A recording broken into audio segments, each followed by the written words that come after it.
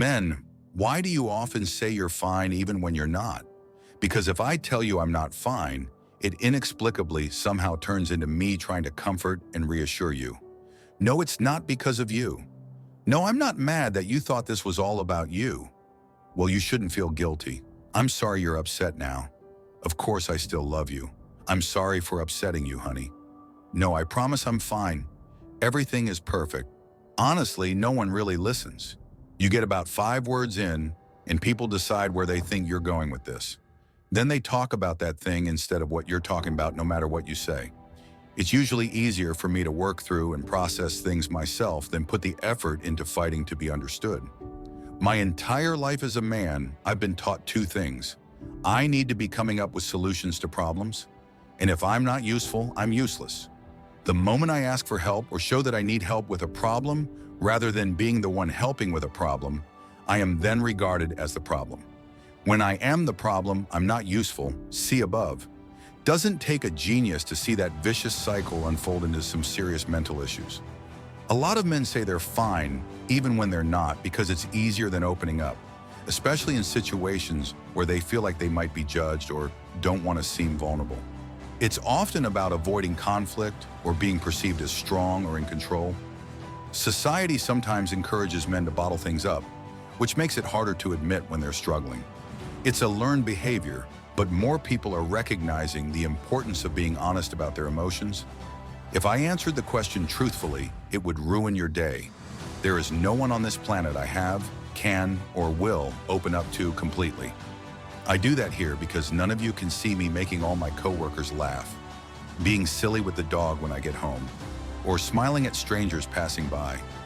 What lies underneath that bubbly guy is a man who has notes written to his friends and family in his phone, a flawless plan for exit, and a deep yearning for eternal peace. Anything I say can and will be used me in the court of an argument, manipulation, or other emotionally harmful ways. Also, no one gives a damn. I hide both physical and emotional pain because I've always done it. Hardest to hide was a broken hand that was swollen like a grapefruit because I thought it was nothing, and I'm American and didn't want to pay for it. Or, on rare occasion, I am actually genuinely just fine. Not happy, not angry, not sad, just fine. Evidence of me not being fine will be used against me. Setting doesn't matter in my experience. One of my grandparents died during high school. I was very close with them. A year later, I was still not doing great, and the other kids were calling me an emo wuss to my face, and 2 of my teachers yelled at me to move on and participate in class. I was still doing great in school, just didn't care to engage with others much.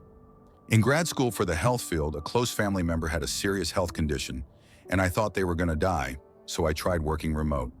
This was years before COVID, but it was fine. Yes, my work quality suffered, but was still generally good. It amounted to an extra round or 2 of edits on papers. I thought we were good, since they stress balance and mental health, since we are in the health field. Well, someone didn't like it and wanted me in the office. The chair rolled their eyes at me and said, "If you can't handle your personal problems, I don't think a career in research is for you. Do you even want to be here?" What is especially infuriating about my grad school experience is that a student had free rein to take a few weeks off after her cat died. I have more stories like the above. Damn near every man I know has, and it sucks. Having people not give a shit would be an improvement. Most men, at least in my experience, are taught it's expected you're the one to support, not to expect it. Although movements for men's mental health and opening up are in action, it's also an experience often shared that you open up and things get twisted, used against you, or you're thought of or treated as less of a man. I just think it's a bit of a Wild West orient to be more open as a male, which seems shared in the comments here.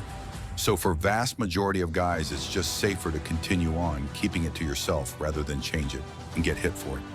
My best friend I served in Iraq with killed himself. I cried every night. My fiance complained I don't ask for help. I asked her to sit with me. She told me she knows I just sit out there and cry, she needs to prioritize sleep. I mentioned that I struggle with this specific thing because of an incident in Iraq that involved children.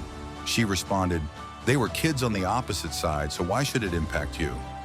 I mentioned I struggle with sleep because of PTSD and she dropped to her knees and clasped her hands and began shouting, "Oh, my PTSD, oh, please, my PTSD." This was the first and last time I mentioned PTSD in our relationship. I tried to explain my needs to her, and her response was, "We aren't discussing your needs until all mine are met." So, while some women may not be on this extreme, all women are on this wavelength. As men, we can be seen as your protector and desired, or as something vulnerable and discarded.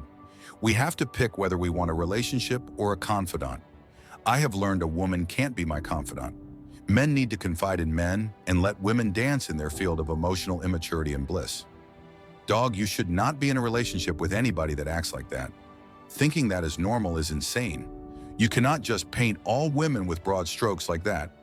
My dad has PTSD. He was in a literal genocide. My mom has never once complained about his night terrors and whatnot. In fact, I think it's what has helped them be together for so long.